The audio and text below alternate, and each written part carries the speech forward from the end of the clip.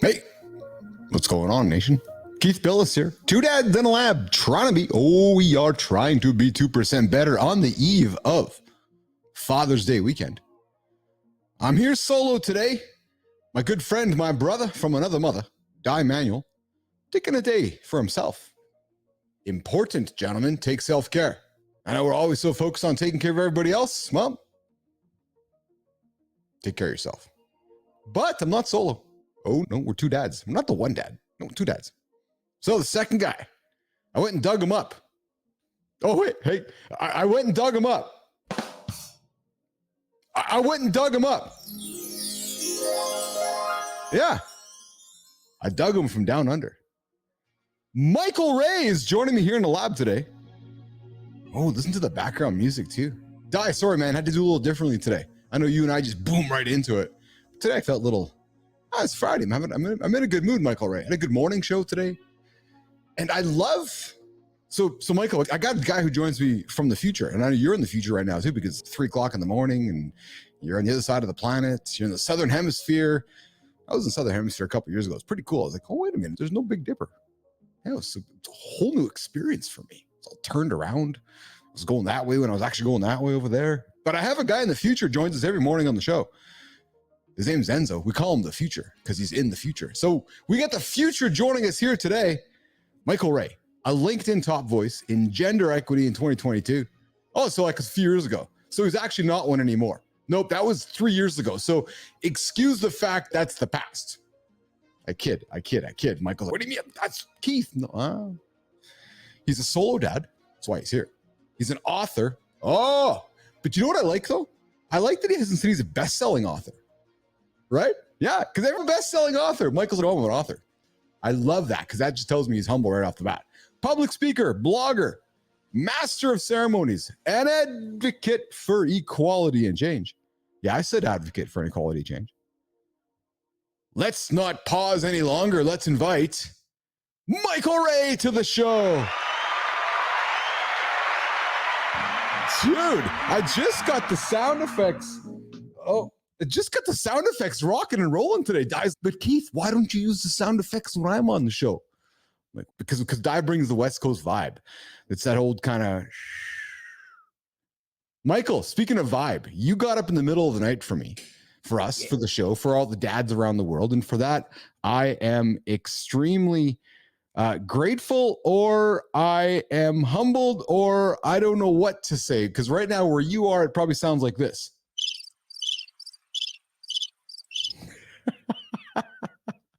How are you, man? My jokes, Keith. How are you, Michael? Thanks for joining us here today, pal. Great, thanks, Keith. Thanks for the opportunity. Yeah, so it is. So you are in the future. It's what, 3 o'clock in the morning on Saturday the 15th? Yep, and I just happened to have written down the lotto numbers for you. Oh, excellent. Let's write them down, nation. We got them. Oh, that's awesome. That's awesome. So we have been playing tag on LinkedIn for a few weeks, trying to get this connection together. And I thoroughly enjoy your content. I enjoy the stuff you post. And I tease about the fact that it was 2022. You celebrated for equity and so forth. Solo dad. Let's get into a conversation about Michael Ray and why, and not in a self-amusing fashion, but why did you want to be on the show with myself and Di? Oh, Keith, I like your work, and I'd never say no to an opportunity to spread the good word of myself. So yes. And you know what? When I knew it was Father's Day weekend and I saw that I was able to bring a friend over from down under, I'm like, yes, let's do this. Let's have a good chat. So Father's Day. What are you doing this weekend coming up? We actually celebrate Father's Day in September, Keith. So we may be in the future, but we're a bit behind you. Enzo told me that. So it's not only in New Zealand, but it's also in Australia too. Is that a Southern Hemisphere thing where Father's Day is celebrated in September? It's just we do it right and you guys do it differently. Wait a minute.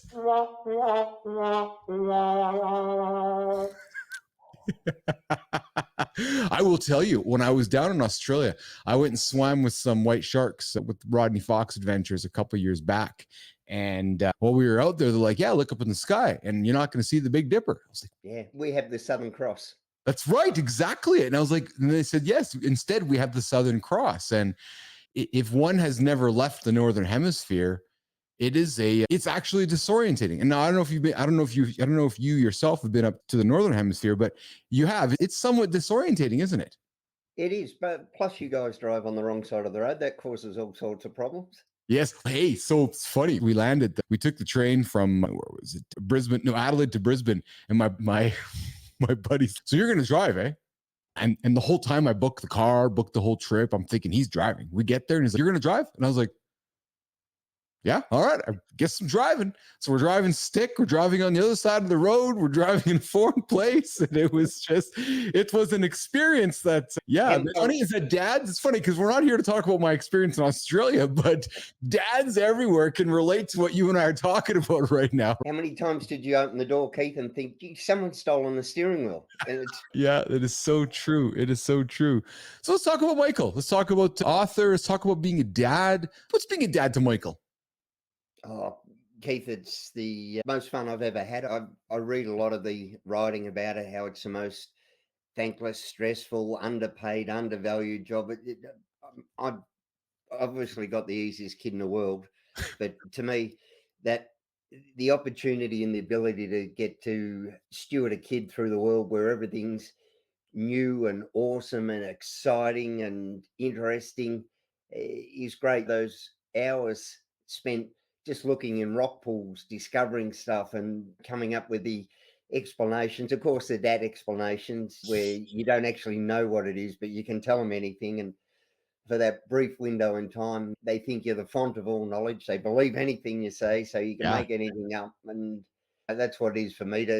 My goal was always one day to surf with my daughter, and now my goal is to keep up with her. So No kidding. How old's your little girl? she's 12 now, almost 13. But I Yes. started late, Keith. I didn't have her until I was 50. So Okay. I'm getting on in years, but she keeps me young or makes me feel really old. It depends on the day. Yes, of course, of course. And you're a solo dad. Not any longer. Hard to believe that I've just recently got married, but the solo dad came from it was just my single dad from when my daughter was 9 months old, and then when she was about 18 months old, just me and her up until the age of 7. Yeah. Wow. If I may ask, what precipitated single father? Did mom and Michael go separate ways or? Well, yeah, and most people think it's my looks and personality that precipitated it, but yeah, mum's played no part in her life since she was 9 months or 18 months old. We co-parented for a little while, and circumstances and situations happened. But yeah, it's been great for me, and Charlie will tolerate me as long as I do the right thing. That's exceptional. And then recently you've remarried and you now have a blended family. Did your new partner bring a little one to the family as well? No, no. So She lost a the three of you are now conquering the world.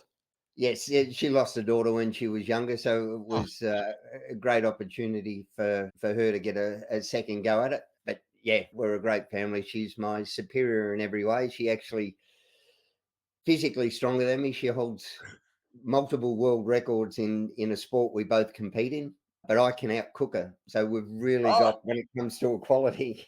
there She you go. There. What do you powerlift?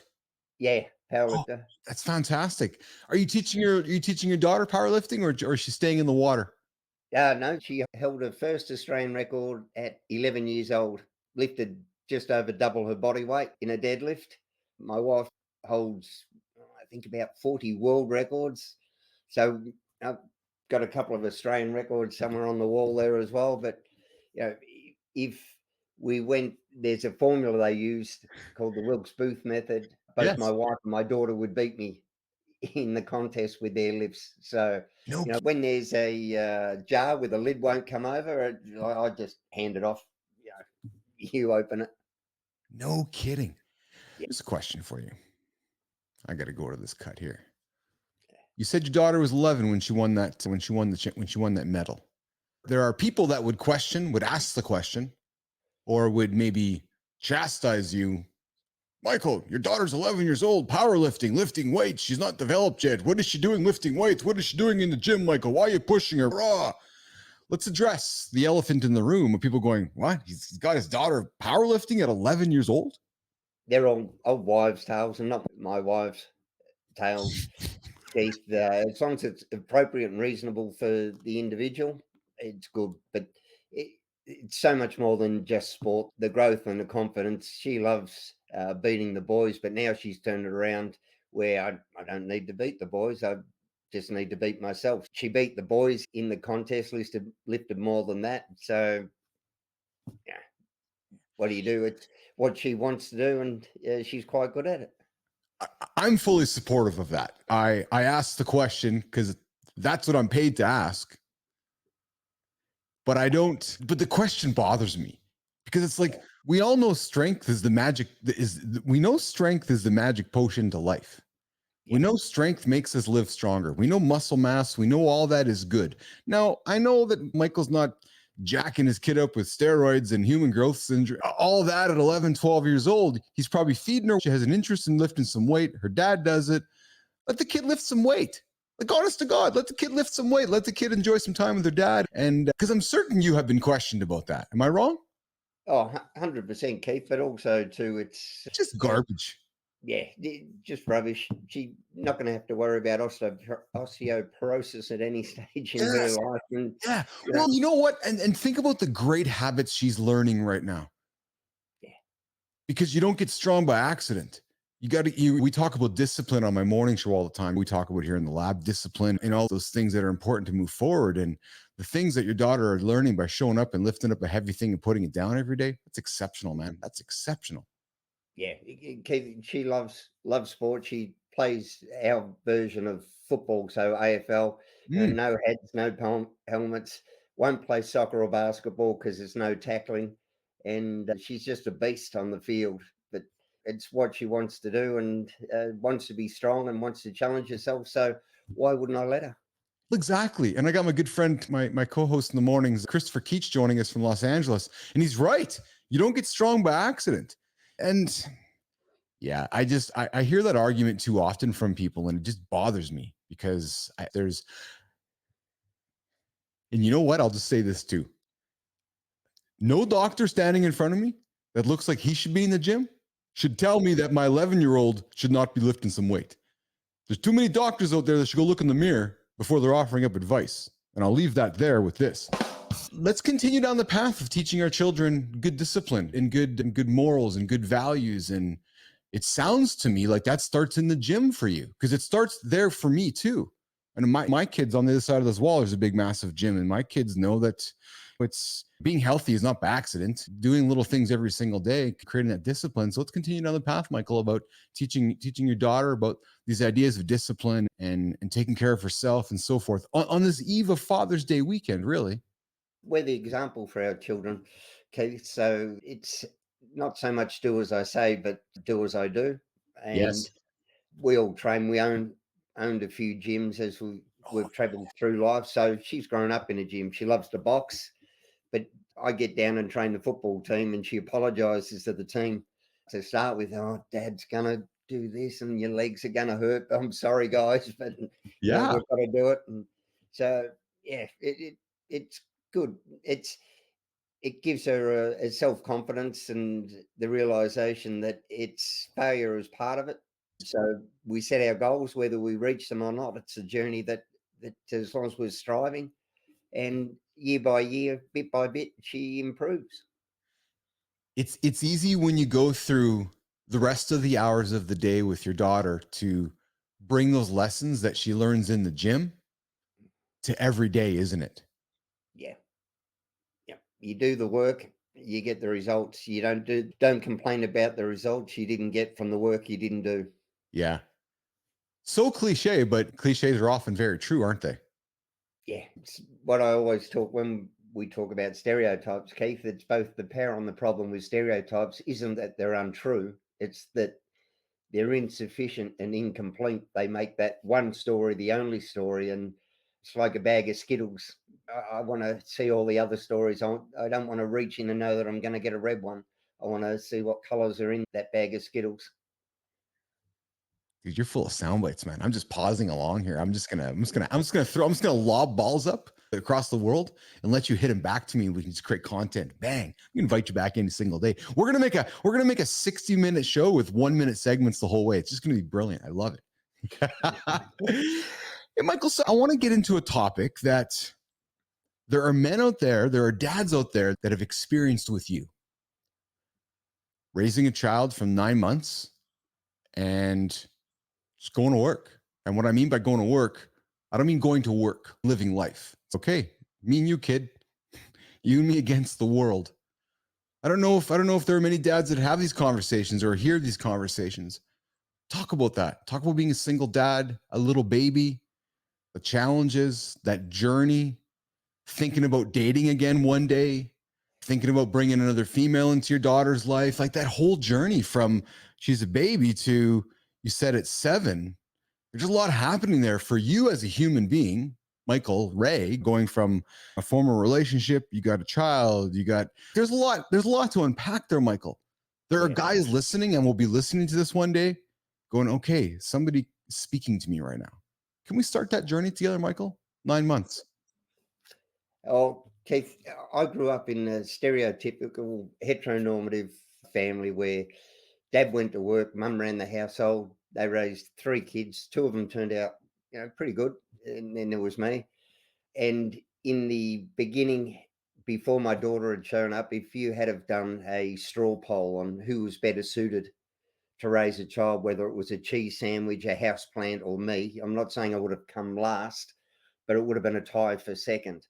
I seriously believed we grow up in that world that says only a mother's love, mother knows best, maternal instinct, and then we have the depictions of dad like Homer Simpson and Al Bundy and all of these bumbling buffoons that can't do anything right. To my core, I believe that women just had this natural instinct. And in the beginning, as long as I did, what my wife said, my daughter's mother, I could be the best assistant. My job was to earn money, provide resources, make sure that she was supported. And for me, just not to drop the kid.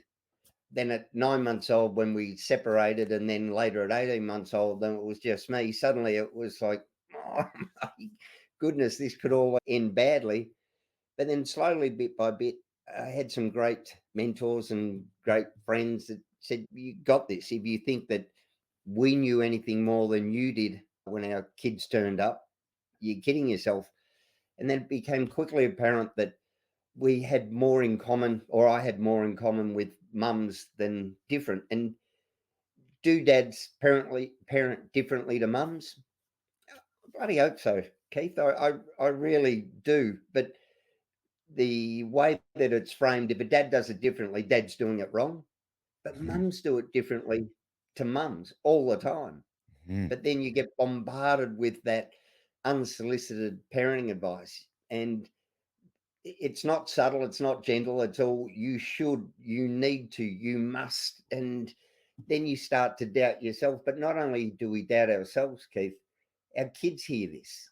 And so then it's dads aren't really good at it, mums are. And I want my daughter to have real choices in life. I want her to decide if she has a family and a partner, that it's not on her to do it. Like, she doesn't know more, because when women are struggling with child rearing, the normal frustrations, the colic, the sleeplessness, the feeding, the whatever it is, it's like herding cats.